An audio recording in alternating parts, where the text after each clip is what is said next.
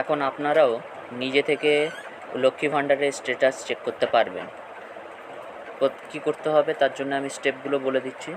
প্রথমে আপনারা গুগলে যাবেন।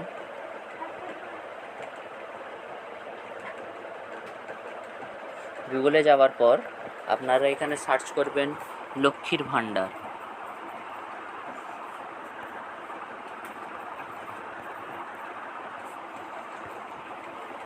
সার্চ করার পর প্রথম লক্ষ্মী ভাণ্ডারে ক্লিক করবেন।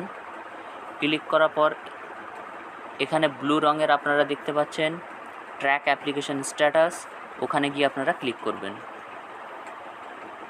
দেওয়ার পর উপরে প্রথমে যেই application ID, mobile number, Swasthya Sathi card এবং আধার নাম্বার লেখা রয়েছে, সেখানে আপনারা এই চারটের মধ্যে যে কোনো একটা জিনিস পুট করতে পারেন। সবথেকে ভালো হয় আধার কার্ড দেখে করাটা,